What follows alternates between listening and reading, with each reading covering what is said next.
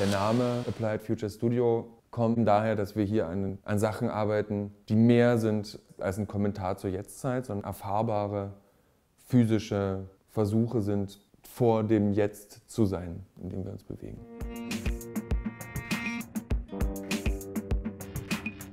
Das Isaac ist ein Helm, mit dem es den Leuten möglich ist, ihre eigene humanzentristische Sichtweise zu verlassen, indem diese Kameras, die hier vorne dran sind, einzeln verstellt werden können und jedes einzelne Kameramodul, was so eine Augenform hat, streamt auf die jeweilige Seite der Datenbrille, die hier drin ist. Wir versetzen uns in die Rolle von einer Gans, von einem Chamäleon, von Gott, wer hat seine Augen hinten dran?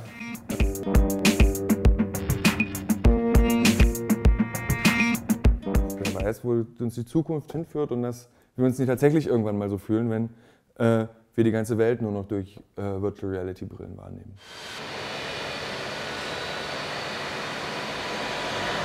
Der Worldwalker ist eine Drohne, ein Roboter, der auch zeichnet und den wir in vielen unserer Installationen einsetzen.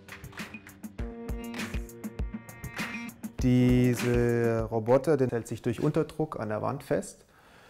Dazu hat es unter sich Lüfter, erzeugt also quasi innerhalb von dem Ring hier ein Vakuum und drückt dann die Räder, also es fährt dann mit diesen Rädern vorwärts und dem Stift so gegen die Wand. Die Programme, die der Roboter ausführt, sind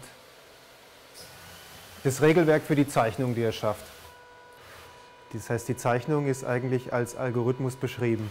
Die Strenge dieser Bewegungen wird über Tage und Wochen und Monate immer deutlicher.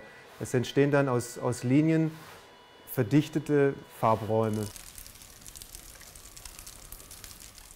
Das ist der erste Prototyp von der Installation, die wir Umbrellas nennen. Das ist eine kinetische Installation, die sich eigentlich ständig verändert, die ständig sich im Fluss befindet.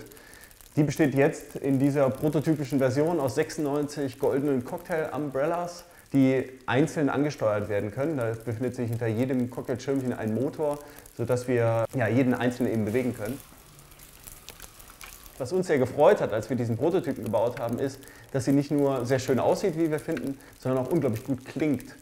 Und es ist sehr beruhigend, die Installation anzuschauen. Es ist so ein bisschen wie so ein Kaminfeuer oder ein Wasserfall, dem man zuschaut.